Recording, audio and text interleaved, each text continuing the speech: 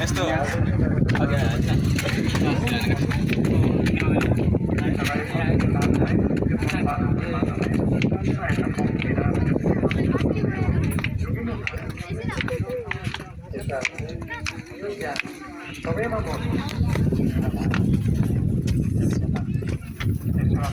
सबै संसारमा भएका हामीहरूले बाँच्छ ईश्वर साथी सबै मान्छेले बाँच्छ नभए सबै मासुले जान्छ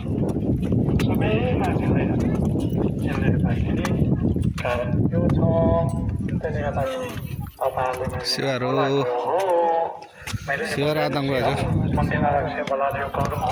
हामीले भविष्यवाणी गरेको पनि लेखाजोखा गरेका छैनौँ कति पुग्यो कति पुगेन त्यो पनि हामीले लेखाजोखा गरौँ अब कति पुग्नु छ त्यो पनि गरौँ र विश्व अक्रान्त भएको समयमा एक दिन म बोल्ने दिन आउँछ समय छ विश्व नै अक्रान्त हुन्छ एकपल्ट त्यति बेला मलाई सोध्छ क्या यहाँ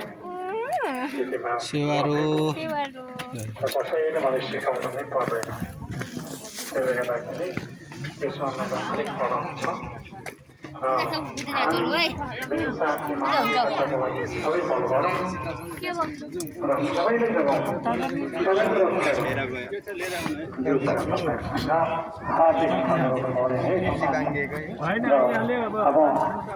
हाम्रो जनजातिहरू